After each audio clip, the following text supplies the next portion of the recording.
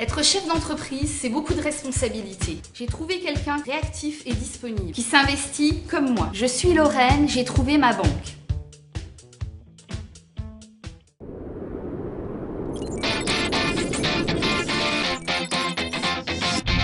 Vous avez absolument raison. Ouais.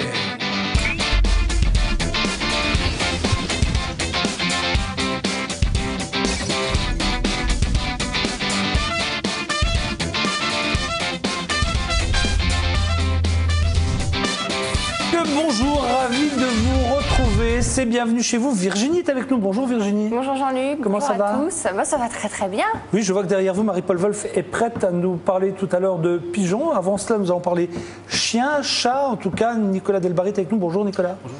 Vétérinaire de son état et avec Pénélope aujourd'hui, jolie chienne de 6 ans. 6 ans.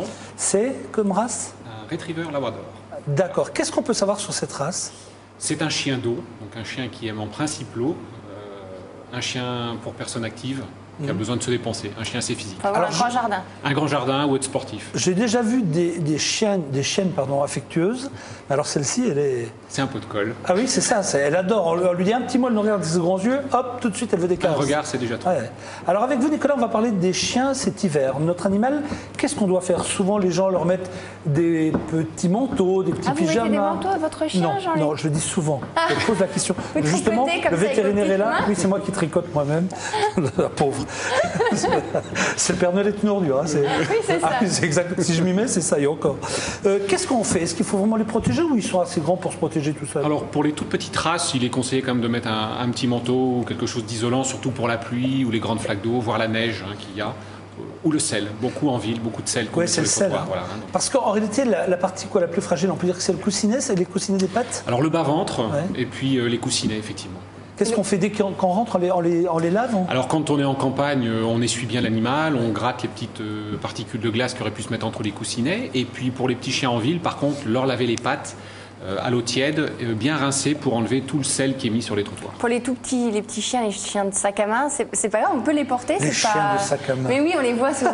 On peut les porter l'hiver, comme ça leur évite de se salir les pattes, mais ça reste un chien, donc autant qu'il utilise ses 4 petites pattes et qu'il se balade. Mais ce sont des petits chiens fragiles. Et les gros chiens, ils résistent facilement au froid? Oui, un chien comme ça peut vivre dehors en plein hiver, il n'y a pas de souci. Ah, il n'y a pas de souci? Non, il faut. Et au niveau alimentation, on doit changer quelque chose l'hiver par rapport à l'été? Non, je dirais même réduire parfois un petit peu la nourriture. On a tendance à manger assez riche l'hiver et puis les compagnons participent au repas ou aux friandises. Sauf que nos chiens, nos chats vivent dans les maisons, ils sont au chaud, ils font peu d'exercice, donc très peu d'activité physique l'hiver. Donc on maintient la nourriture, voire on freine un tout petit peu. Enfin, lorsqu'on dit on peut laisser un animal l'hiver avec un abri, comme il lui faut sa niche. Oui, alors certains chiens vivent dehors. On a des gens qui ne souhaitent pas que leurs animaux vivent dans les maisons parce qu'ils font des bêtises ou parce que le chien se plaît dehors. Un chien comme ça qui veut vivre dehors, il n'y a pas de souci. Il faut lui aménager une niche bien isolée, qui ne soit pas en courant d'air et dans un endroit humide. Et à ce moment-là, on met un petit peu plus de nourriture, effectivement. D'accord. La neige, par rapport à la pluie, il redoute plus facilement quoi? C'est plus le gel? La pluie. La pluie, c'est comme nous, on attrape facilement froid, les chiens aussi. Mais ils peuvent avoir justement comme nous des grippes ou des gastro, des choses comme ça? On a des gastro-intestinales qui sortent en hiver, des choses très sévères, des bronchites aussi, ou des pneumonies sur certaines formes. Quand ton chien a une gastro, il vaut mieux avoir un chien qu'on met dans les sacs à main, moi je pense. Pourquoi? Parce que... je laisserai le choix de découvrir. Ah oui, il faut le sortir du sac à main. Enfin, non, je parlais de la grandeur. Une gastro sur un petit, c'est quand même plus facile à gérer. Oui, c'est vrai. Mais du coup, quand on habite dans des régions froides, il vaut mieux avoir un gros chien qu'un petit chien, sauf si on habite en appartement? Les gens qui habitent en maison préfèrent en général en appartement un petit chien, effectivement, mais on a des particuliers qui ont des labradors, ils les sortent. Un chien se plaît dehors, on a des hivers assez froids.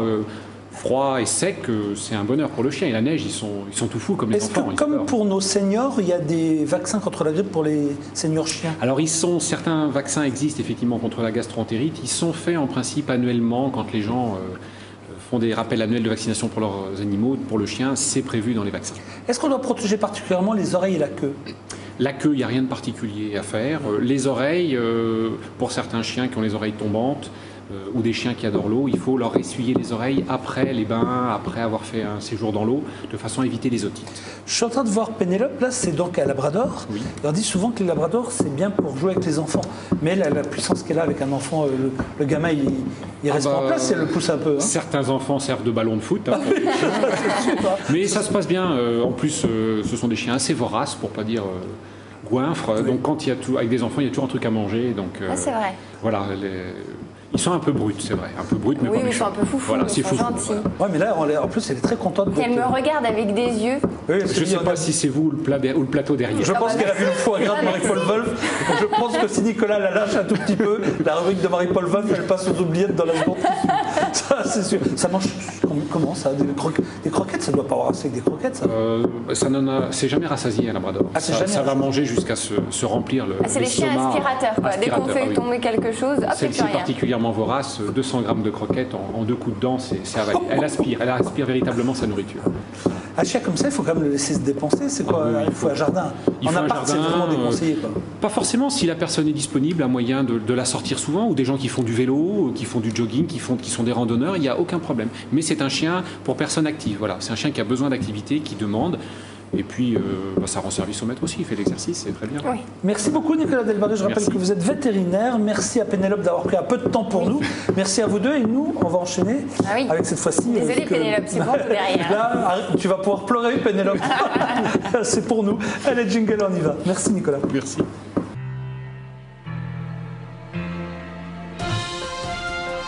Les Poissonneries Chalère vous présentent la rubrique terroir.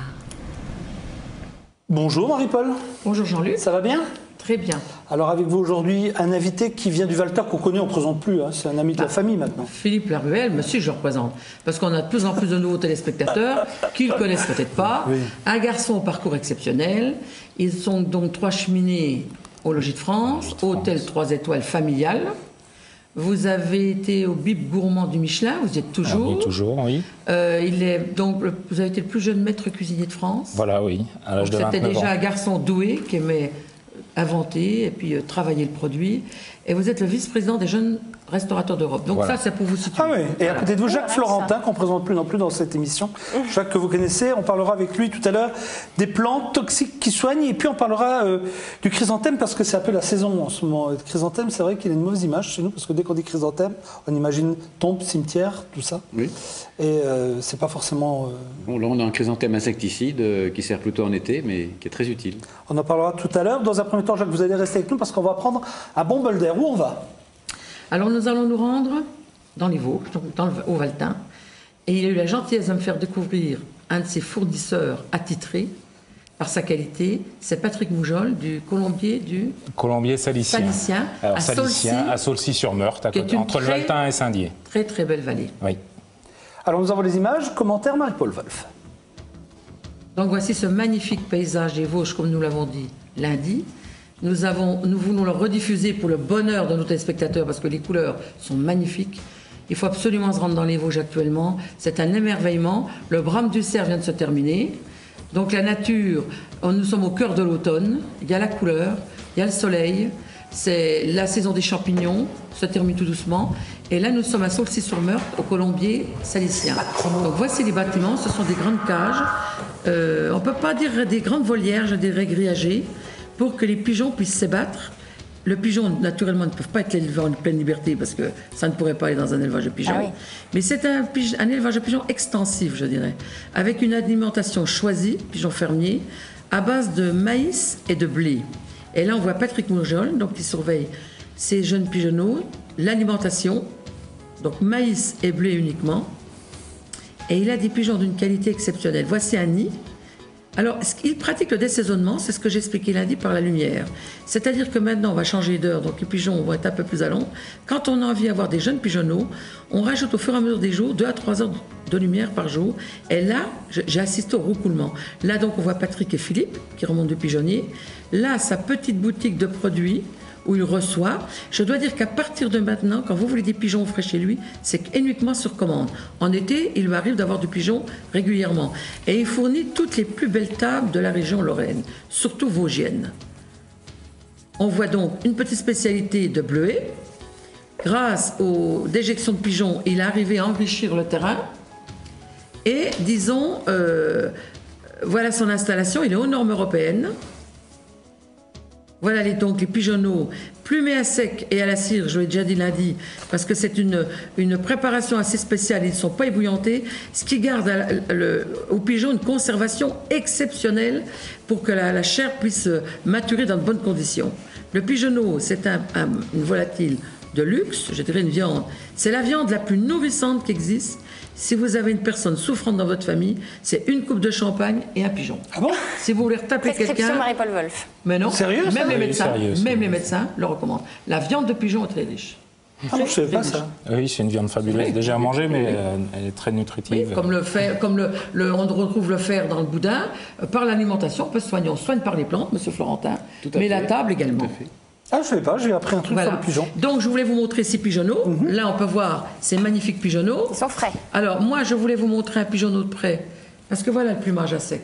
Je ne sais pas si on le voit bien. Là, si vous me le donnez, je peux le montrer à cette caméra-là.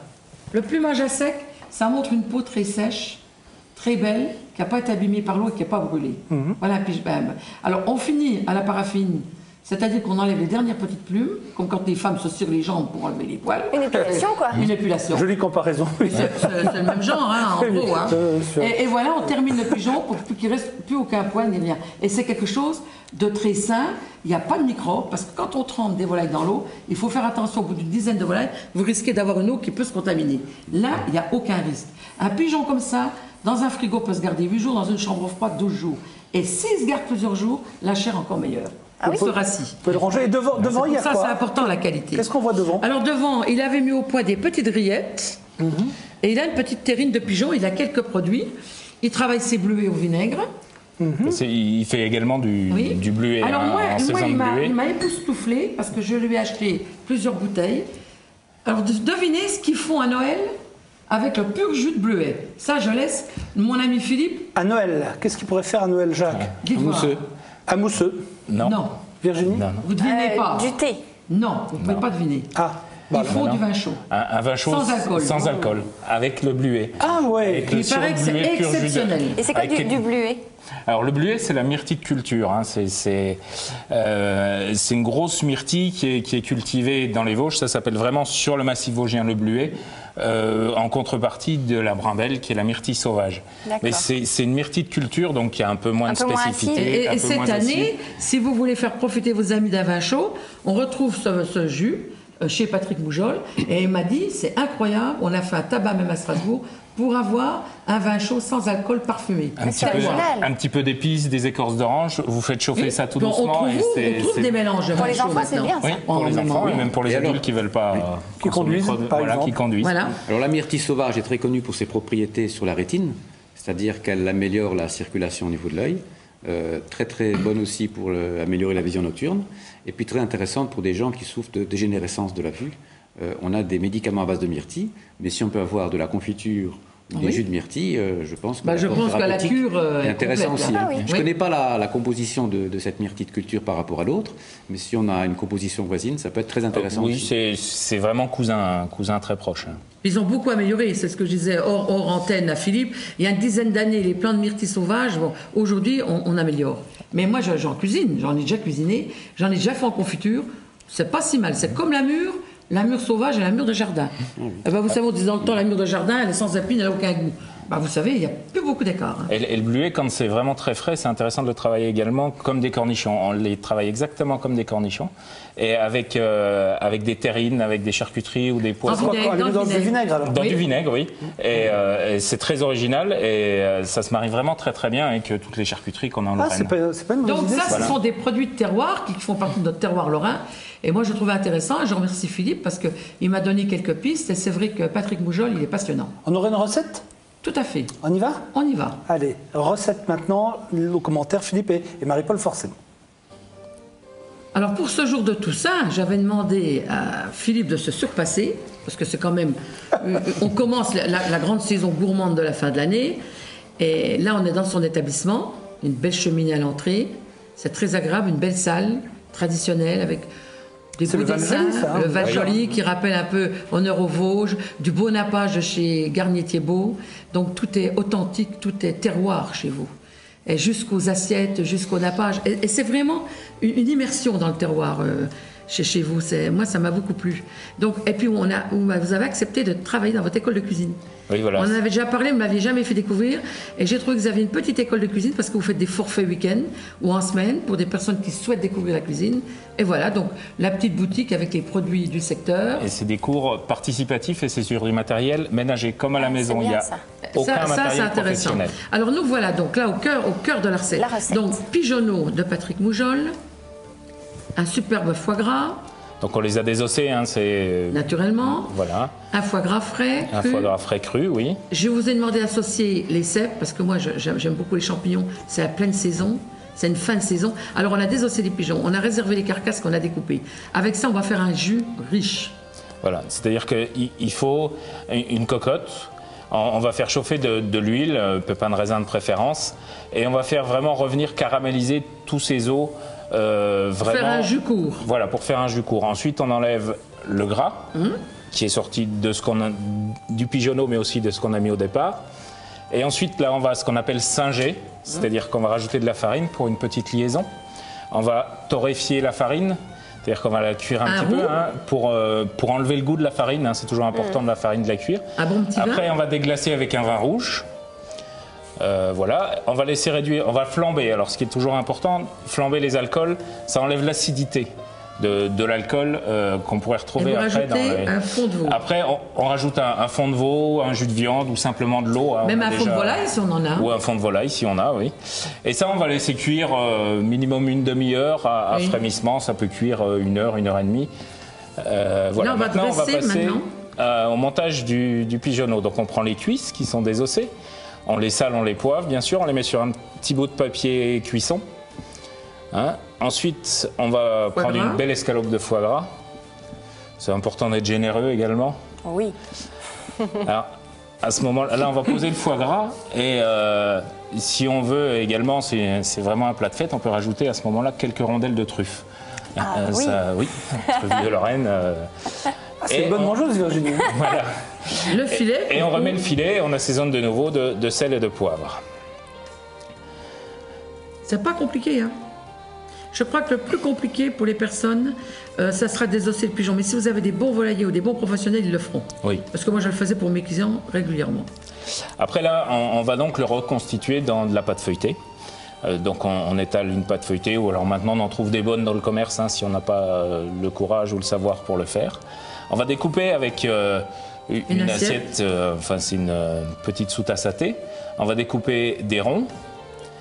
Et là aussi pour le décor, avec un emporte-pièce, on va faire des petites formes de feuilles. Voilà, bon, c'est pour le décor, on n'est pas obligé, mais c'est plus joli. Et là j'enlève simplement, avec l'emporte-pièce, je fais une petite encoche sur le haut. Après on va mettre de la dorure, donc c'est simplement un œuf battu avec un petit peu de sel. Et on enlève le papier et on va poser côté la pâte contre la pâte. Et là, on va faire un pliage, enfin, on va faire un peu de couture. C'est une maille à l'endroit, une maille à l'envers, une maille à l'endroit. Un pliage de pâte. Voilà, c'est un pliage. Qu'elle soit bien hermétique, que le foie gras ne se sauve pas partout. Donc, il faut faire vraiment en quinconce. Une forme de poire. Voilà. Et on repose sur le papier. Et là, avec le dos du couteau, on va dessiner notre feuille, hein, simplement avec le dos du couteau. On va mettre un petit peu de dorure. On pose la feuille et après on va poser complètement de la dorure partout. C'est gastronomique, mais c'est réalisable. C'est tout à fait réalisable pour une cuisinière qui aime... Et après on va le mettre dans un four préchauffé. Alors l'avantage de mon école aussi, c'est que j'ai vu qu'il y avait une grande différence entre les fours professionnels et les fours ménagers. Donc toutes mes recettes sont adaptées. Bien. En général, on rajoute une vingtaine de degrés. Donc on va le mettre 17 minutes à 220 degrés. D'accord. Ensuite, voilà. Les cèpes nettoyés, hein, juste avec un papier humide. On va les poêler dans un petit peu d'huile d'olive pour faire ressortir leur première eau de végétation. Et ensuite, on va les égoutter. Salive. Oui, c'est ce que je regarde. Jacques, là, il est comme moi. Il se dit, bon, alors on mange à quelle heure? Mais ça, c'est une recette terroir exceptionnelle par la qualité des produits. C'est la qualité Ensuite, aussi qui fait beaucoup. Voilà, on remet dans la même poêle un petit peu d'huile d'olive. On va faire revenir nos pommes de terre qu'on a cuit en robe des champs avant, on a épluché. Et une fois qu'elles sont dorées, on va rajouter nos cèpes. C'est bien ça. Persillade. Voilà, et seulement à ce moment-là, je vais rajouter du beurre. J'aime pas mettre le beurre au début parce qu'il pourrait brûler et après donner un mauvais goût. Et donc, je mets le beurre à la fin. On va rajouter un petit peu d'ail haché, un petit peu de persil. Voilà, du sel, de l'assaisonnement, bien sûr, sel et poivre, c'est important. Alors, on a eu tendance à baisser beaucoup les quantités de sel. Maintenant, mon père, à l'époque, il mettait à peu près 20 grammes de sel au kilo. Maintenant, on est à 10 à 12 grammes. C'est bien, Philippe. Donc regardez ce demi-pigeon. Ah oui. Comme la pâte, c'est joliment gonflé, imbibé de son foie gras. C'est savoureux. C'est une recette savoureuse. Et on a tout fait pendant le tournage. Il n'y a pas, comme à la télé, on sort d'en dessous quelque chose. Non, c'est vraiment dans le four ménager. Ça a été en temps réel. Voilà. Le jus, donc on l'a simplement filtré. Et donc on pose nos pommes de terre en haut de l'assiette, sur une assiette chaude, le jus. Et le pigeonneau, on va simplement le couper légèrement au milieu de la feuille. Et comme ça, on peut voir l'intérieur. Le rosé du pigeonneau. C'est une épreuve, Jacques Florentin, de regarder ça. Ah oui. Ah oui, je sais. Surtout quand on a le plat sur la table. Waouh, oui. Mais c'est pas lourd du tout. Contrairement, on pourrait penser la pomme de terre sautée, le foie gras, ça n'est pas lourd. Vous avez goûté quand même? Oui. Donc on va aller faire des stages. Oui. Alors on déguste, ça met délicieux. Donc voilà, avec mon père, le pigeonneau de Patrick, qui a créé le Val-Joli en 68. Quel mariage heureux avec cette recette extraordinaire. Voilà. Feuilletage foie gras. Feuilletage foie gras et cèpes. C'est un plat de fête, mais qu'est-ce que c'est fabuleux. Ça, c'est un plat qui est vraiment le plat terroir vosgien. Voilà, et je ne peux plus l'enlever de ma carte. Félicitations. Et santé au Val-Joli et au Valtin. Dans votre job, Marie-Paul, tout est prêt pour...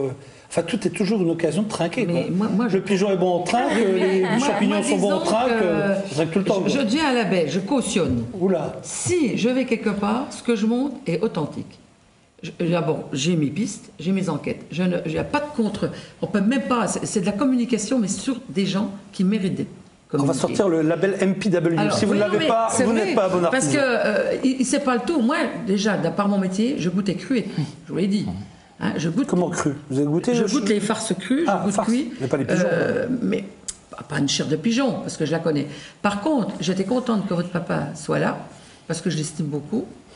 Monsieur Laruelle-Père, maire de son pays. Depuis 1977, oui. Je dois dire, je veux rebondir sur le boulanger à Armory, parce que quand je me suis rendue chez vous il y a plus de 2 ans, Armory, il venait de s'installer. Et dans un petit village comme ça, il s'est remis boulanger. Il est tout seul, il fait que du pain à l'ancienne, cuit au feu de bois. Voilà. Et à l'époque, votre père m'avait dit, mon rêve, ça serait, étant donné qu'on a créé une maison, la maison Golette, j'aimerais bien avoir un petit fromager. Et bien le fromager, ça y est, vous avez travaille et il vit de ses produits. La commune a monté un bâtiment agricole. Il est exceptionnel ce pain-là, exceptionnel. Ça, il est exceptionnel. Donc là, on est sur des pains sur un levain, pas sur une levure. Attendez, Marie-Paul. Philippe. Là, c'est des pains sur un levain, pas sur une levure. Donc on a une fermentation lactique et pas alcoolique. Donc au niveau de la digestion, c'est complètement différent. Ça, c'est pas un pain qui est sec le soir même. Non. Plus facile à digérer. C'est plus facile à digérer. 2-3 jours après, il est encore frais et il est sur une pousse de 14-15 heures. Alors qu'un pain traditionnel, c'est 3 heures. Dans cette micro-boulangerie, dans la maison Golette, on trouve maintenant toutes les semaines du fromage de chèvre et de la tome de chèvre que je vous ai ramené. Allez hop, Jean-Luc. Et ça, j'ai trouvé que quand même c'était une réussite pour votre père, parce que c'est vrai qu'au Valtin, il y a un petit peu. C'est quoi comme fromage, Marie-Paul, que nous avons là? Chèvre. Tout le chèvre. Oui, là, c'est chèvre. C'est la tome, et voici les petits fromages secs et demi-secs. Et le jeune homme m'a dit, vous savez, je lui ai dit, est-ce que vous vous en sortez? Parce qu'au bout de 2 ans, j'ai un jeune homme seul dans une boulangerie au Valtin. Il me dit, oui, madame. Il dit, notre réputation est faite. Et grâce un petit peu au Val-Joli, quand il arrive de ces convives, ils achètent le pain. Et ils ont tellement tombé amoureux de ce boulanger-là, ils repartent avec du pain. Madame Wolf? Nous, cuisiniers, on a la chance d'être médiatisés, mais nous, sans bon produit, on n'a absolument rien. Un plat, c'est 95% le produit. Alors, moi, je trouve que mon métier, enfin, c'est de mettre en avant ces producteurs qui, tous les jours, nous font des beaux produits avec amour. Mais Philippe, c'est un peu ce que Marie-Paul fait dans Bienvenue chez vous depuis une dizaine d'années. C'est-à-dire qu'elle va chercher les petits producteurs, les petits artisans, elle les met en avant. Et j'arrête pas de dire que là, c'est vrai que mais je crois vous avez un soutien avec Marie-Paul. Philippe, il est quand même... il a l'âme authentique. Ah oui. Je veux dire que vous vous battez, puis vous m'avez parlé de vos projets que je ne veux pas parler là. Je pense que Pourquoi non, parce que j'ai trouvé que le projet n'est pas encore tout à fait réfléchi. On est entre nous, Mais déjà, l'école, c'est super. L'école de cuisine, pour les amateurs, oui. mais Parce même que pour ça peut les causes s'offrir, désespérées.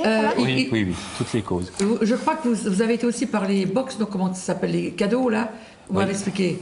L'école de Ah oui, cuisine. les formules qu'on offre aux anniversaires, à Noël. On peut dire un mot sur le livre? Oui, bien sûr, c'est un livre que j'ai écrit l'année dernière avec l'imagerie d'Épinal. C'est l'imagerie d'Épinal qui a porté le projet. Et Guillaume Roussel, qui est un illustrateur.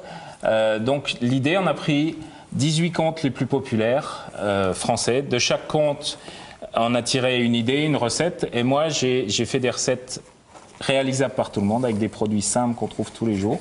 Majoritairement le lorrain, bien sûr, parce que j'aime ma région. Et chaque recette est illustrée d'une façon originale. Voilà. Ça s'appelle les recettes. Alors, je reviens au plateau. Je reviens au plateau. Voici le panier de cèpe, donc du Valtin. Nous avons dans vos plats que vous m'avez amené. Je peux le prendre pour le montrer? Oui. Voilà ces champignons de la forêt. Ouais, ils sont beaux. Ils viennent d'où? Du Valtin. Du Valtin. Ah ouais. Bah oui. On parle souvent des cèpes de Bordeaux, mais la Lorraine n'a rien à envier maintenant. Avec le climat que nous en veut et l'eau, c'est magique. Jacques? Parfait. Des centaines de kilos qui ont été ramassés cette année. C'est une année exceptionnelle. Alors franchement, je pensais qu'avec l'été qu'on a eu, on aurait on a eu rien. l'eau après. On a eu l'eau au début et l'eau après. Oui. Voilà, donc ça s'est très bien passé. Alors ensuite, nous avons ce fameux pigeonneau que m'avait amené. Voilà, oui, le pigeonneau. Alors, côté... conserve avec une étuvée de choux également, si on est passé en dehors de la saison des poêlée de champignons qu'on avait mis dans une petite casserole en inox. À côté, nous avons une entrée. Oui, c'est donc une des grandes spécialités du Val-Joli de mon père, c'est aussi la truite fumée minute. Ah, c'est la truite fumée, ça. On en a déjà parlé beaucoup, mais là j'ai fait une rillette de truite fumée avec une petite crème Réfort. Voilà. Et à côté encore? Alors à côté, là, c'est... Ça, c'est une nouveauté que moi j'ai découvert. Ah. C'est une poitrine de porc fermier, donc du lard frais, que je confie 36 heures à la bière brune du Valtin. Un confit de porc, c'est exceptionnel. Voilà. Et je fais une sauce mais le Valtin, ça devient le Valtinland. Hein. Vous avez à la fois une brasserie, vous avez une boulangerie, vous avez une fromagerie, vous avez un hôtel, vous avez un restaurant. De ramener un petit peu de... Combien d'habitants, Valtin? Une centaine. Ah, c'est voilà, pour ça que je dis que ça devient le maire a beaucoup fait dans la création de mon cette père maison, et tout son conseil municipal depuis 77 se bat vraiment toujours pour... et le dessert pour être, alors, l'ami près de Virginie, ouais. Voilà. C'est quoi? Donc là, c'est une petite réinterprétation de la tarte citron. Hein, comme on arrive dans la saison des agrumes, et c'est un petit dessert de fête. Est-ce que Virginie peut goûter ou... Oh oui. Virginie, vous nous dites ce que vous en pensez? Moi, j'ai une question à vous poser. J'ai entendu parler... Oh, Virginie, on est entre nous. Philippe, on m'a parlé... Enfin, vous savez, le bouche à oreille, le tam-tam en l'oreille. Que le jour de la Toussaint, vous aviez un menu exceptionnel que vous avez servi aujourd'hui. Et pour nous, je vous ai demandé de le servir jusqu'à dimanche. Alors, expliquez. Le jour de la Il nous Toussaint, reste une minute. La Toussaint, c'est la fête de tous les saints. Donc j'ai fait un menu sanctifié. Dans la cuisine et dans les produits, on a beaucoup de choses à base de saints. Donc on commence par un cocktail, le Saint-Pétersbourg. Après, on mange des Saint-Jacques. On boit un Saint-Véran avec. On a du Saint-Pierre. Après, dans les fromages, on a Saint-Nectaire, le Saint-Pierre, le poisson. Oui. Ah, c'est vraiment le menu de tout voilà, avec ça, du Saint-Amour. Après, on a les fromages Saint-Nectaire, Saint-Marcellin, Saint-Félicien, enfin, il y en a tellement. Et en dessert, un Saint-Honoré. Donc voilà, c'est le menu sanctifié pour la Toussaint. Fait par Philippe, ça vaut le déplacement. Parce que le Saint-Honoré, c'est un gâteau très ancien de notre pâtisserie, que tout le monde n'est plus... Il y a certains... Non, mais certains pâtissiers sont incapables aujourd'hui de refaire le Saint-Honoré de nos anciens. Là, c'est le Saint-Honoré. C'est la pâte, c'est la chibousse. Merci beaucoup. Et jusqu'à dimanche, ce menu-là. Oui. Jusque dimanche. Dans quelques secondes, je sais que vous aimez beaucoup Jacques Florentin. Vous allez pouvoir, depuis les loges, suivre la deuxième partie de l'émission. Avec lui, on va parler des chrysanthèmes. Pourquoi les chrysanthèmes, finalement, la Toussaint? Pourquoi pas d'autres fleurs? Et puis, vous nous avez ramené quoi, Jacques? Un chrysanthème insecticide.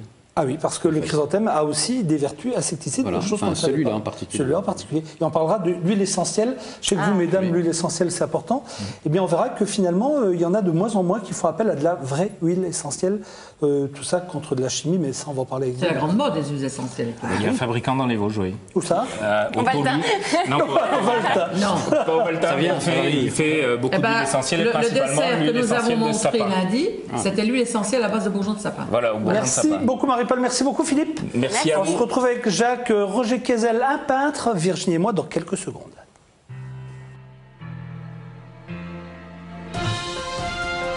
Les poissonneries Chalère vous ont présenté la rubrique terroir.